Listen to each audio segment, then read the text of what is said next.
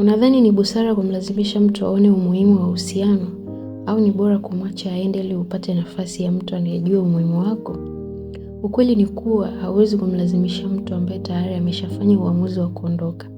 Kosa moja wanalofanya ni kuondoka bila kuaga. Hii ni uoga wa kihisia, kuondoka kimya kimya, au kile kinachoitwa ghosting. Ni njia ya mtu kukimbia majukumu yake ya kiutu.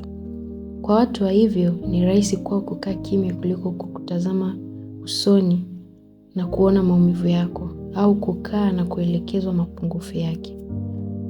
Je, ni wewe ambaye umenyamaziwa na mpenzi wako, au hata inawezekana ni wewe umemnyamazia mwenzio bila sababu? Hapa kuna sababu kwa nini tabia hiyo ni mbaya sana. Kitu cha kwanza, unamnyima mwenzako closure. Mtu unapoondoka bila neno, unamwacha mwenzako na maswali mengi sana na kujilaumu. Nilikosea wapi?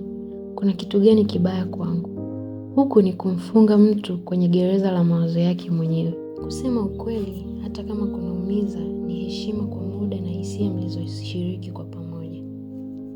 Kitu cha pili ni ukosefu wa ukomavu, lack of maturity. Mtu yoyote anayeshindwa kueleza sababu anakuonyesha kuwa hana uwezo wa kufanya mazungumzo magumu, na pia hakuwa na uwezo wa kubeba uhusiano tangia mwanzoni. Na cha tatu ni adhabu ya kisaikolojia. Ukimya unatumiwa kama silaha, na hii ni aina ya ukatili wa kihisia. Inamfanya yule anayejali ajihisi hana thamani, kwamba hastahili hata maelezo ya dakika 5 tu.